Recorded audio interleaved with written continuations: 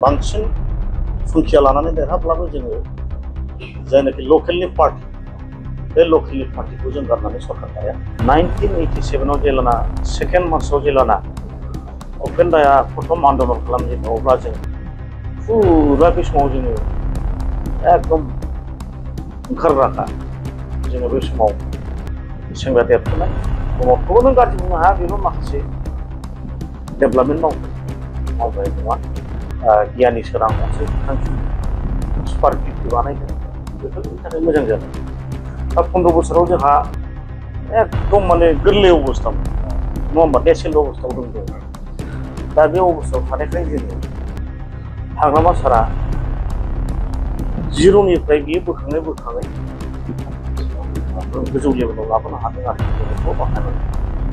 हाग्रामा सारा दङमोन आङो जोङो मोनसे जायगायावनो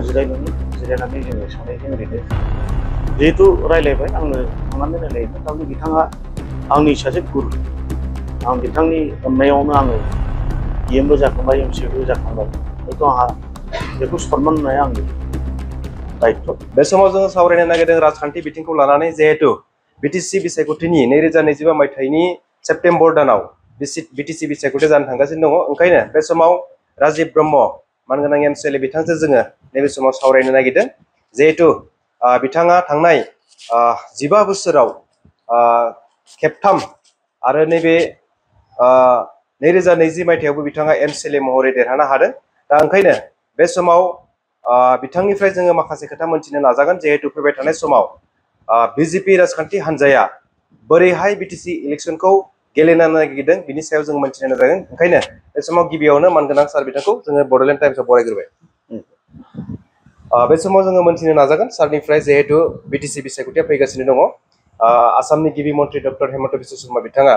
सेप्तेम्बर दानाव बिटिसि बिसायख'थिया खुंजागोन होननानै फोरमायगासिनो दङ आरो बेहायनो नोंथांमोना जिहेतु नैबे बिटिसि बिसायख'थियाव रावजोंबो एलायन्स थायालासिनो बा रावखौबो गुबुन गुबुन दोलोखौ सोंखारियालासिनो नोंथांमोना माने मोजाङै गेलेगोन होननानै बा नोंथांमोना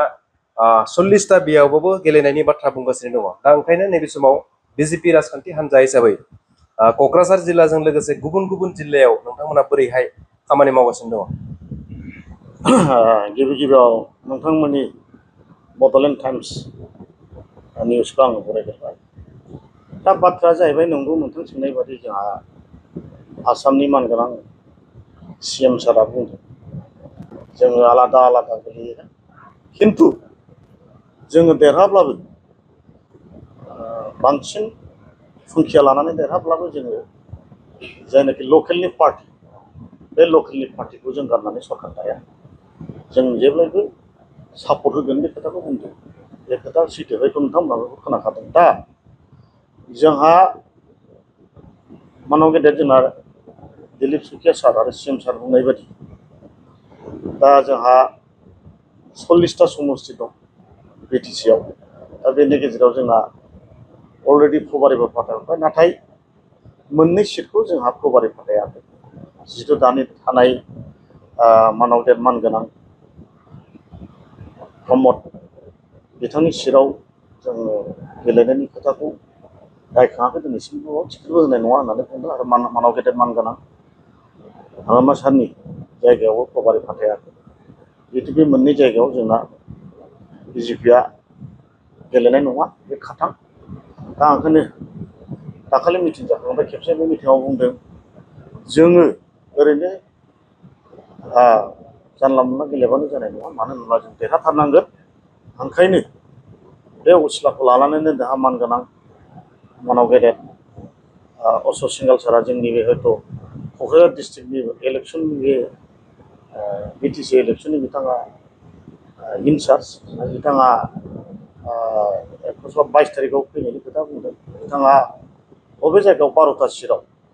क'क्राझाराव बबे जायगायाव जोंहा गेलेनो हानाय क्षमता दं बेखौ नायबिजिरफैगोन बेनि सायाव जोंहा रिपर्टखौ बिथाङा गोजौआव हैनांगौ जोंनि मानव गेदेर दिलीप सुखिया सार आरो CM सारनो बेनिफ्राय जोंहा दा अलरेडि बे जोंहा माबायाव मा होनोमोनलाय 12टा समस्तियाव 11टा समस्तियाव जोंहा अलरेडि प्रबारि हाबगासिनो दंखायो। बे हिसाबै नोंथांमोना क'क्राझार डिस्ट्रिक्टआव जिहेतु 11टा समस्तियाव नोंथांमोना गेलेनायनि रेडि जाना दङ। दा नोंथाङा क'क्राझार समस्ति हिसाबै बा क'क्राझार माने डिस्ट्रिक्ट हिसाबै नोंथांमोना मोनबेसे सिटआव देरहागोन बायदि मोनो? दा बेखौ जोङो सार्भे खालामगासिनो दं। जेनाखि जोंहा मोनफ्रोमबो मण्डल कमिटियाव भट कमिटि शक्ति केन्द्र बे बेसेबां जोंहा सक्ति दं बेखौ प्रभारीफ्रा दा नायगासिनो दं। बे प्रभारीफोरा जेसेबांनाखि गेलेनांगौ बे खोथाखौ जोंनि केन्डिडेटफोरनो खिथाया, केन्डिडेट बा जोंनि लिडारफोरनो खिथाया।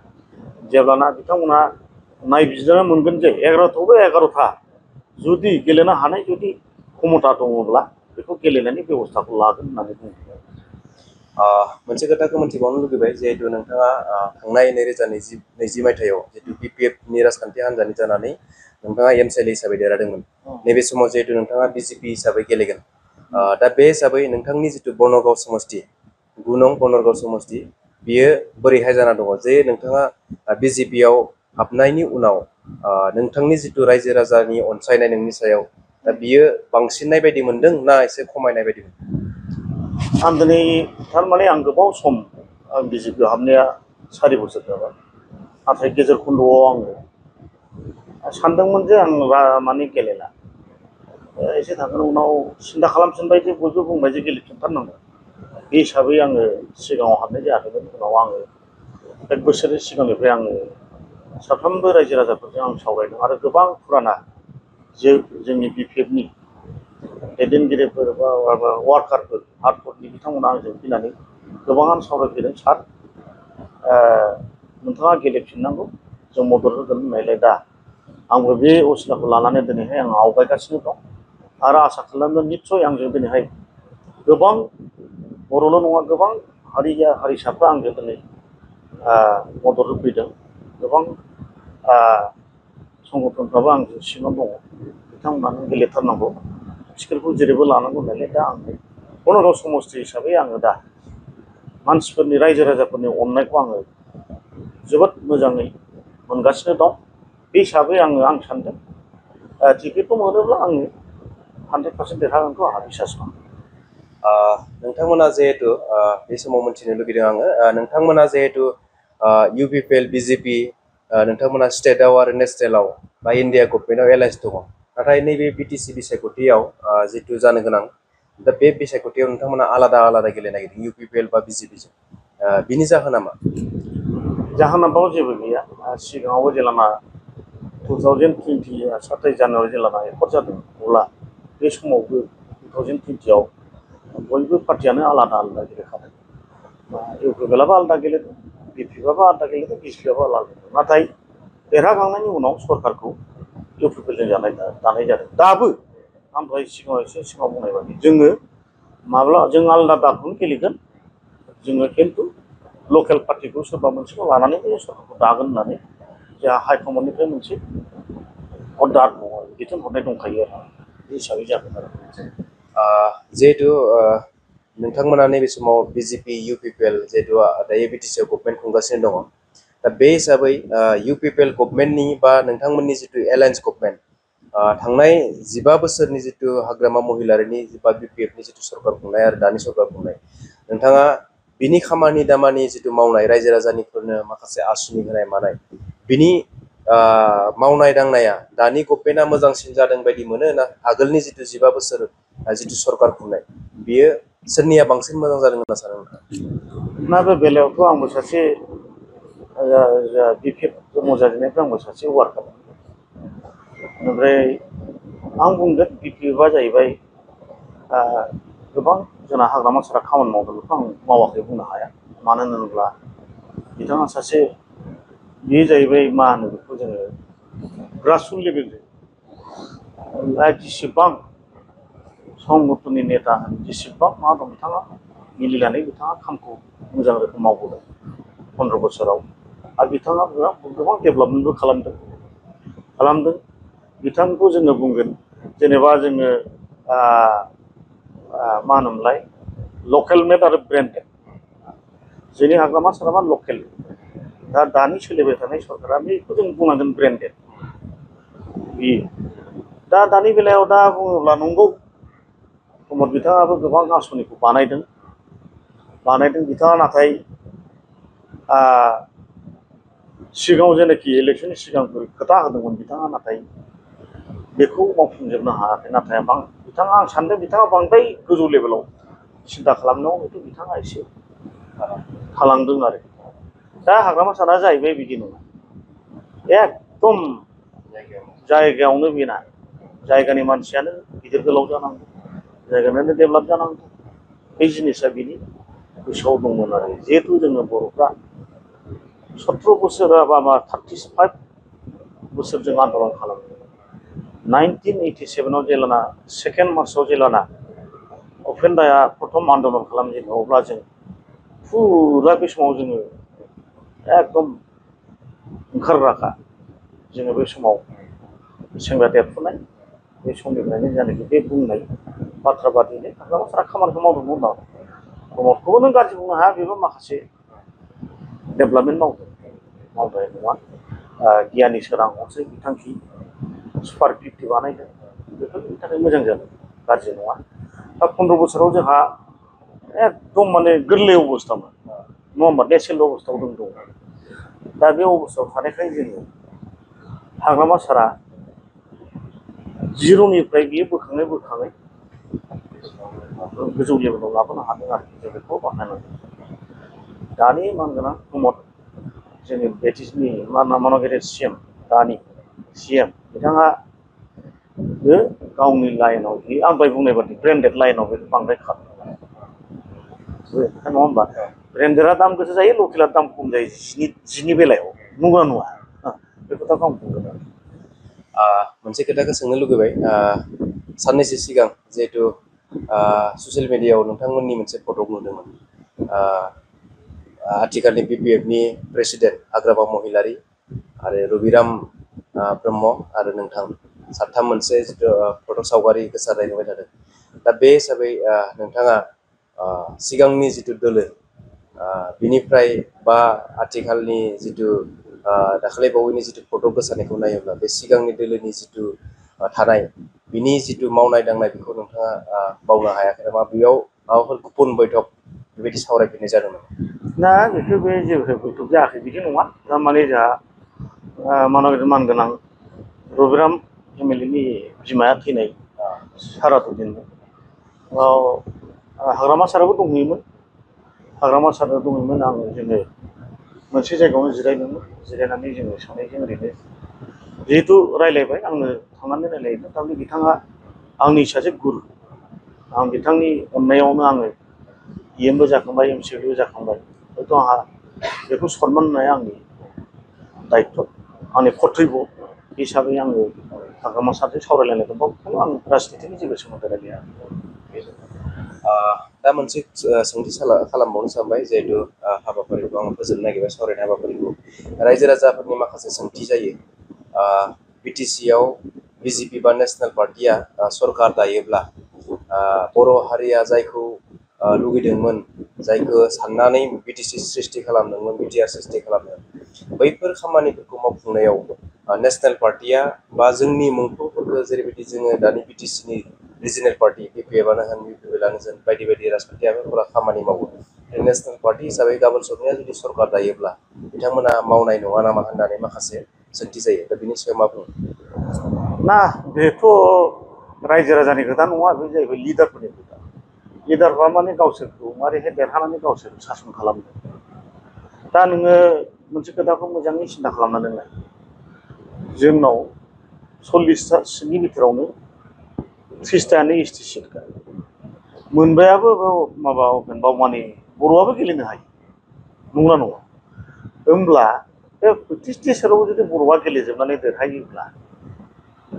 21ताल'सो सिट नांगौ BTC सरकार दानो अब्ला बे BJPआव थानानैनो जुदि सरकारखौ सालायोब्ला मावनो हायैनि खोथा गैया जोङो दा हाबनांगौसो नेसनेल पार्टियाव जिहेतु हाग्रामा CM सारा बुंबाय थादों जोङो बर'आ इसिबां गोबाव आन्दलन खालामनानै मानसि थैनायनि बेसेनखौ जों ओरैनो थांहोआ जोङो लकेल पार्टिखौनो सालायहोगोन जों सापर्ट होगोन बे खोथाखौ बुंबाय थादों आरो दिनैहाय नोङो जेनेबा जोंनाव बिटिसिनि रांखान्थिया दुरबल जोंनाव माने रिभेन्यू कालेक्शन गैया खमथार जों बांसिन फरेस्टआवल' मोनो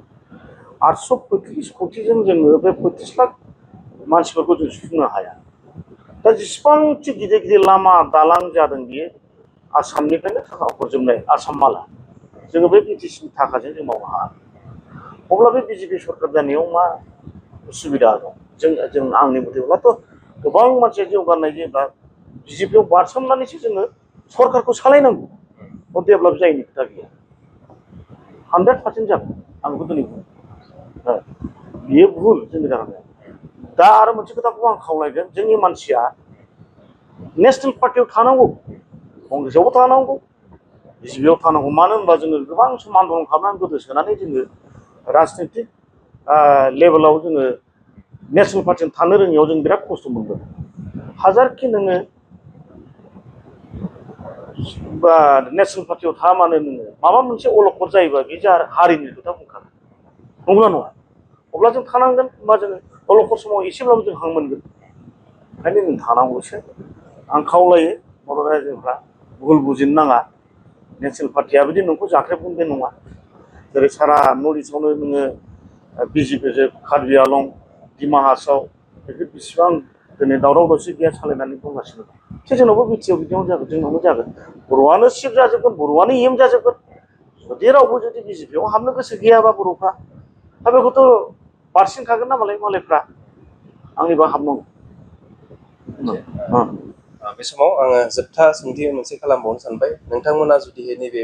2025 मायथाइनि सेप्तेम्बर दानाव बिटिसि बिसायख'थियाव बिजेपि हारसिङैनो मेजरिटि मोननानै जुदि सरकार दानो हायोब्ला सोर सीएम जागोन बा चिफ जागोन बिटिसि ना जोंनावथ' दा बे बिजेपिनिफ्राय खुनु सीएम केन्डिडेट गैथ'वा हाग्रामा सारा बुंदों सरि जोंना आसामनि सीएम सारा बुंदों जोङो मेजरिटि मोनब्लाबो सोरखौ बानायनांगौ बानाया जों लकेल पार्टिखौसो रायज्लायनानै बानायगोन बे खोथाखौ बुंबाय थादों दा दिनैसिम जोंहा बिजेपिनिफ्राय सीएम केन्डिडेट गैथ'वा आंनि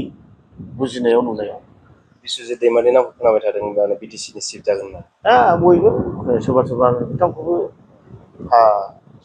जिहेथु बिजेपियाव सासेल' स्ट्रं लिडार हिसाबै गोजौ लेभेलाव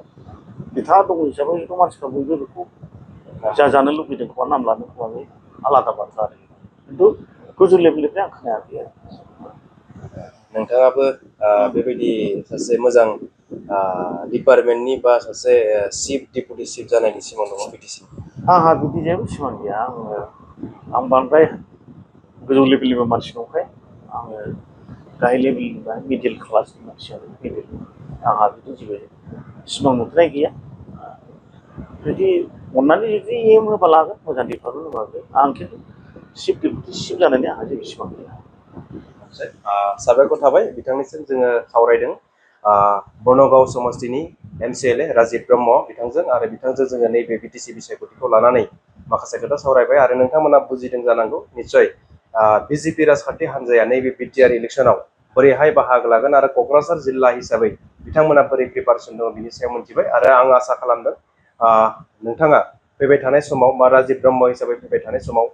बर्नगाव समष्टिजों लोगोसे क'क्राझार जिल्ला आरो गुबुन गुबुन जिल्लायाव बर' हारिनिजों लोगोसे गुबुन गुबुन हारि माहारिनि जाहाथे खामानि मावलांनो हायो बेखौ आसा खालामनाय मिजिंथिबाय आरो फिन खेबसे नोंथांखौ फैबाय थानाय समाव बिटिसिनि सासे EM मोजां डिपार्टमेन्टनि सासे दैदेनगिरि मोनगोन होननानै जों आसा खालामनानै दिनैनि जिथु सावरायलायनाय हाबाफारि बेखौनो फोजोबबाय खुलुमबाय